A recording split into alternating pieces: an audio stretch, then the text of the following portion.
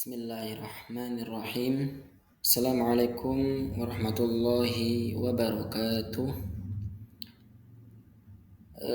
Perkenalkan, nama saya Yunus Hermawan dari Prodi Ilmu Al-Quran dan Tafsir semester 5, yang insya Allah pada kesempatan kali ini saya akan mempresentasikan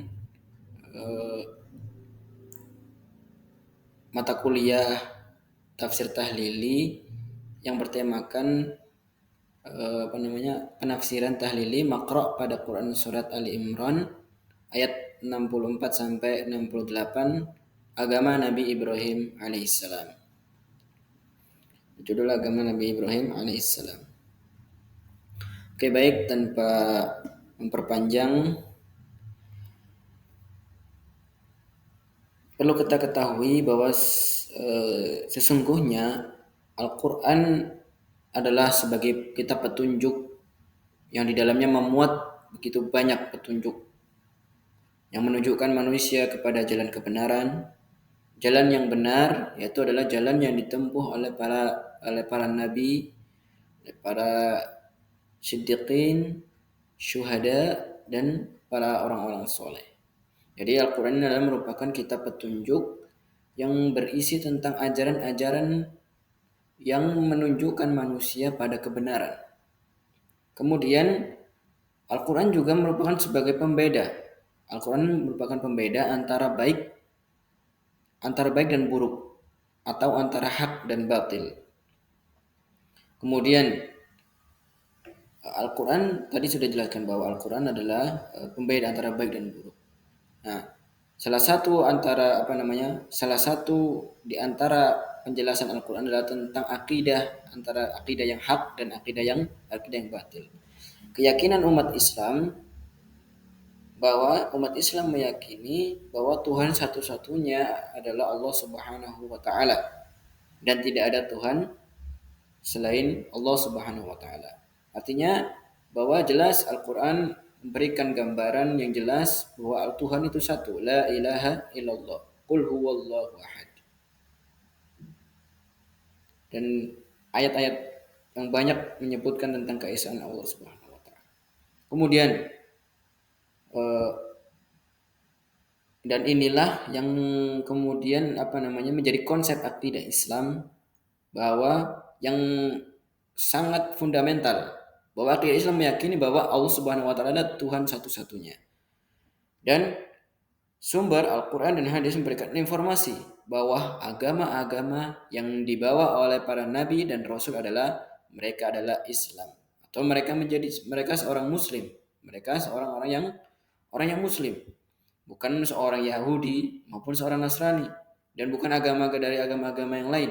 Akan tetapi Al-Quran secara gamblang menjelaskan bahwa agama-agama yang dibawa oleh para nabi adalah Islam, atau mereka menurut ajaran agama Islam. Oke, baik. Lanjut pada bunyi ayat Quran surat Ali Imran ayat 64 sampai 68.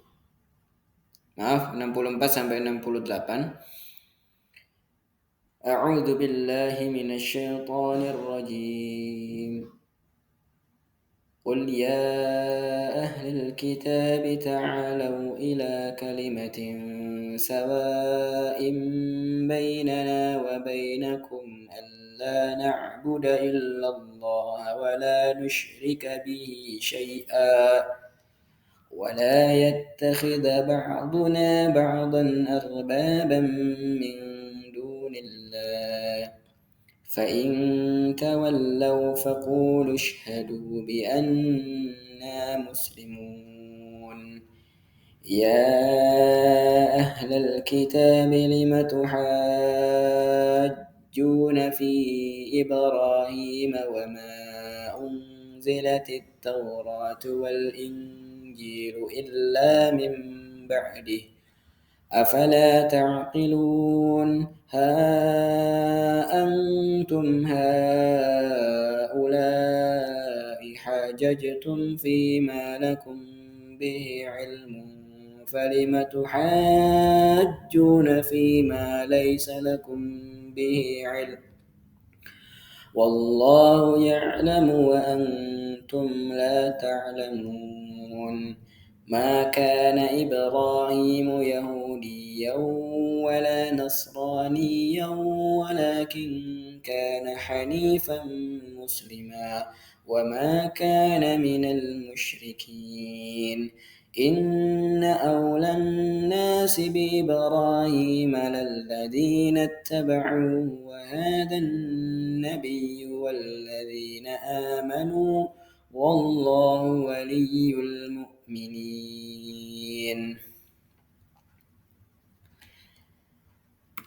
Kemudian kita beralih pada pembahasan yang selanjutnya, yakni adalah kajian kosakata. Jadi kajian kosakata dari ayat 64 sampai 68 tadi. Kajian kosakata penting apa yang dalam ayat-ayat tersebut?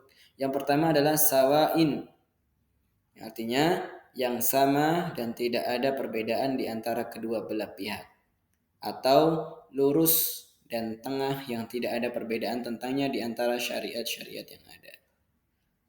Kemudian arbaban, dasarnya adalah penguasa atau pemimpin yang ditaati perintah dan larangannya.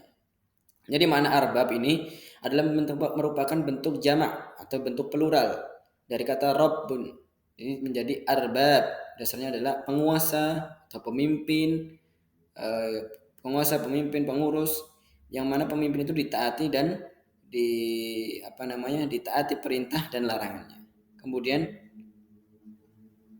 namun yang dimaksud di sini, dimaksud dalam ayat ini adalah pemimpin yang memiliki hak membuat aturan atau syariat berupa penghalalan dan pengharaman. Kemudian kalimat tuhajjuna, kalian berbantah atau berdebat. Berbantah-bantahan atau berdebat. Hanifan muslima, condong dari akidah yang sesat dan batil kepada agama yang lurus, yakni mengesahkan Allah Subhanahu wa taala, pasrah, ikhlas dan taat kepadanya. Aula artinya di sini adalah lebih berhak atau paling dekat. Ada yang mengatakan bahwa maksudnya adalah yang paling berhak memperoleh pertolongan. Kemudian berlanjut pada pembahasan selanjutnya, yakni munasabah ayat. Bahwa dalam ayat sebelumnya, yakni pada surat Ali Imran ayat 59, Ali Imran ayat 59, itu Allah Subhanahu wa taala memaparkan hujjah atau bantahan terhadap kaum Nasrani yang menyangka bahwa Isa adalah Tuhan. Nah, kemudian di ayat selanjutnya, ayat yang barusan saya baca ini, Allah mengajak kaum Yahudi dan Nasrani kepada pokok-pokok dan inti agama yang dibawa oleh semua para nabi, yaitu mengesahkan Allah dan hanya mengikuti Ibrahim yang merupakan bapak para nabi, karena agama Ibrahim adalah Islam, ia bukan seorang Yahudi dan bukan seorang Nasrani. Jadi munasabah ini saya ambil dari tafsir Al-Munir karya Prof. Dr. Wahbah Zuhaili.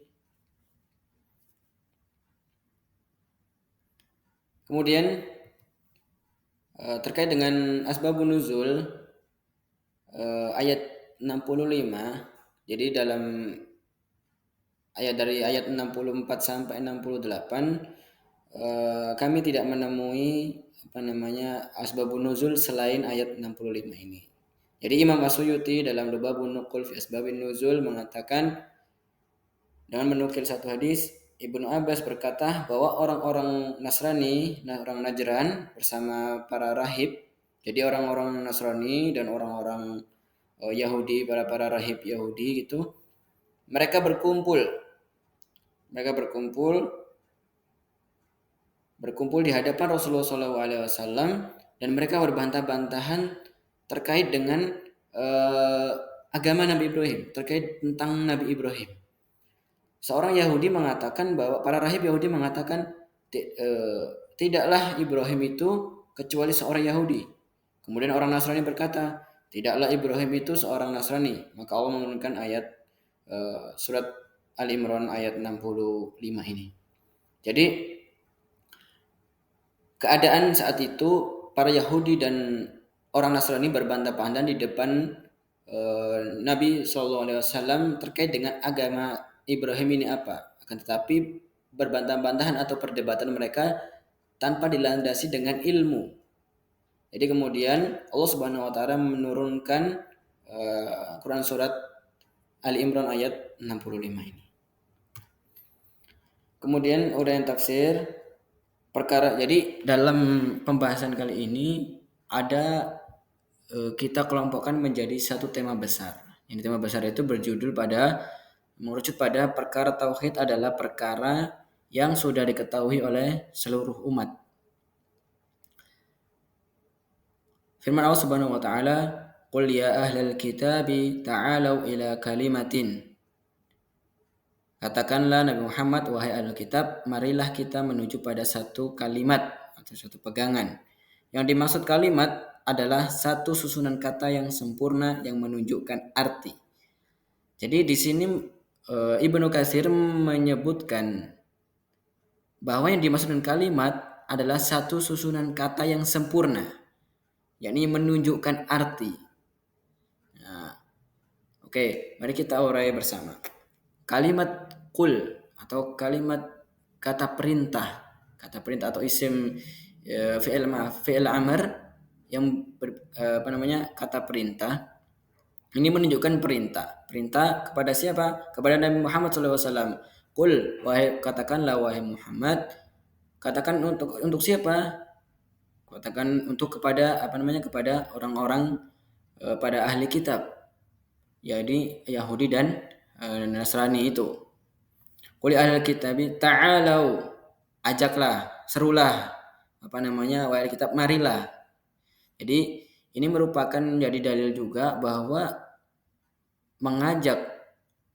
tugas mengajak berdakwah itu bukan hanya tugas para nabi dan rasul saja, akan tapi jika kita melihat daripada keumuman lafaznya, al-ibaratu bi umumil lafzi la bi khusus sabab, maka ayat ini merupakan dalil atas kewajiban setiap individu muslim untuk berdakwah atau mengajak para ahli kitab untuk kepada Allah Subhanahu wa taala, menuju jalan Allah Subhanahu wa taala.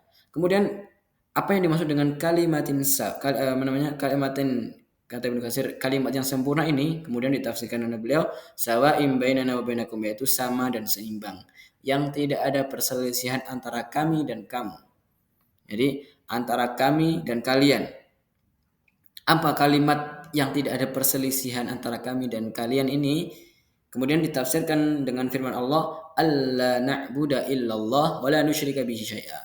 Jadi kami beribadah kepada Allah Subhanahu wa taala dan tidak mempersekutukannya dengan sesuatu yang lain. Dan ini juga menjadi daripada inti dakwah para nabi dan rasul, yakni mengajak manusia memurnikan tauhid, beribadah kepada Allah Subhanahu wa taala dan menjauhi segala macam bentuk kesyirikan. Kemudian Allah Subhanahu wa taala berfirman, wala yattakhidhu ba'duna ba'dan arbaba min dunillah, dan tidak pula sebagian kita dengan sebagian yang lain sebagai ilah selain Allah. Ibnu Juraid mengatakan maksudnya sebagian kita tidak menaati sebagian yang lain dalam bermaksiat. Jadi maksud dari ayat ini adalah kita tidak boleh untuk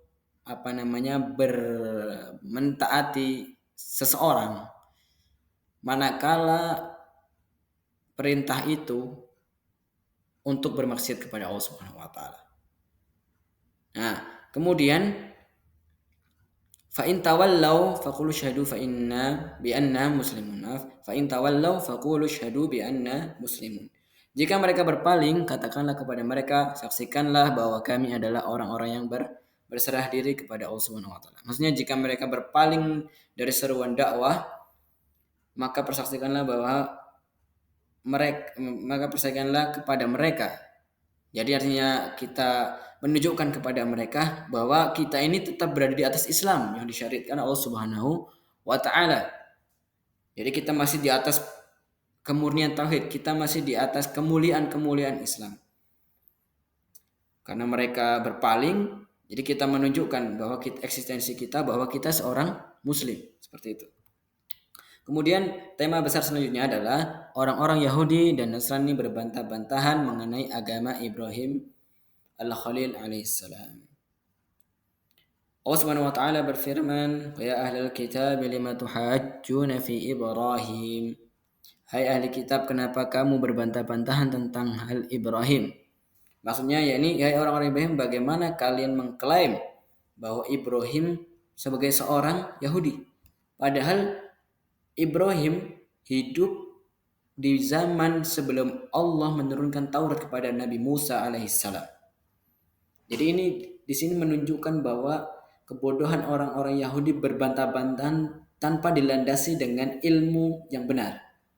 Maka dia berbantah-bantahan menjadi debat kusir saja. Jadi berdebat tanpa didasari dengan ilmu, berdebat tanpa didasari dengan referensi yang jelas. Maka seperti diterangkan oleh Ibnu Katsir, mereka orang Yahudi berbantah-bantahan tentang Ibrahim, bahwa Ibrahim beragama Yahudi, padahal Ibrahim tidak hidup di zaman saat Taurat atau diturunkan kepada Nabi Musa alaihissalam. Nah, maka kemudian, dan bagaimana mungkin hai orang-orang Nasrani kalian mengklaim bahwa Ibrahim adalah seorang Nasrani? Padahal agama Nasrani itu adalah ada setelah masa Ibrahim berlalu. Jadi orang Nasrani juga mereka berargumen tanpa dilandaskan dengan ilmu yang jelas. Mereka berargumen dengan spekulatif saja. Mereka mengatakan bahwa agama Ibrahim adalah agama Nasrani, padahal Ibrahim alaihissalam diutus setelah padahal Ibrahim diutus, agama Nasrani itu ada setelah masa Ibrahim berlalu. Jadi masa Ibrahim telah berlalu, agama Nasrani ini baru ada. Maka ini adalah argumen yang sangat sangat tidak dilandaskan dengan ilmu-ilmu yang benar. Kemudian afala yaqilun, apakah kalian tidak berpikir? Kemudian Allah SWT berfirman, ha antum haulai hajatun fima lakum bihi ilm falima tuhajjuna fima laysa lakum bihi ilm. Begitulah kamu wajar berbantah-bantahan tentang apa yang kamu ketahui, tetapi mengapa kamu berbantah-bantahan juga tentang apa yang tidak kamu ketahui? Ini merupakan pengingkaran terhadap orang-orang Yahudi berbantah-bantahan mengenai suatu hal yang sama sekali tidak mereka ketahui. Yang mereka tidak mengetahui sesuatu, tapi mereka berbantah-bantahan. Kemudian karena itulah Allah mengingkari perbuatan mereka, sedang beritahu mereka untuk menyerahkan apa yang tidak mereka ketahui itu kepada Allah Subhanahu wa taala. Karena itu Allah Subhanahu wa taala, wallahu ya'lamu antum la ta'lamun, Allah mengetahui sedangkan kamu tidak mengetahui. Maka kana Ibrahim yahudiyyan wala nasraniyan walakin kana hanifan muslima. Ibrahim bukanlah orang Yahudi dan bukan pula seorang Nasrani, melainkan dia adalah seorang yang hanif, lagi berserah diri kepada Allah Subhanahu wa taala. Maksudnya berpaling dari kemusyrikan menuju kepada iman. Jadi seorang Nabi Ibrahim bukanlah seorang musyrik, akan tetapi beliau hanifah muslimah, orang yang hanif, lagi berserah diri kepada Allah, seorang muslim sejati. Wa ma kana minal musyrikin, dan sekali-kali bukanlah dari golongan orang-orang yang musyrik, orang yang menyekutukan Allah. Kemudian inna awlan nasi bi Ibrahim lalladzina taba'u wa hadha an-nabiy walladzina amanu wallahu waliyul mu'minin. Sesungguhnya orang yang paling dekat dengan Ibrahim adalah orang yang mengikutinya, Nabi ini yakni Nabi Muhammad SAW dan orang-orang yang beriman. Allah adalah pelindung orang-orang beriman. Bahwa yang berhak menjadi pengikut Ibrahim Khalilullah adalah orang yang mengikuti agamanya adalah Nabi ini, yakni Nabi Muhammad. Jadi yang paling berhak mengikuti agama Nabi Ibrahim adalah Nabi Muhammad SAW dan umat-umatnya serta para pengikutnya sampai akhir zaman nanti. Wallahu waliyul mu'minin, dan Allah Maha pelindung bagi orang-orang yang beriman.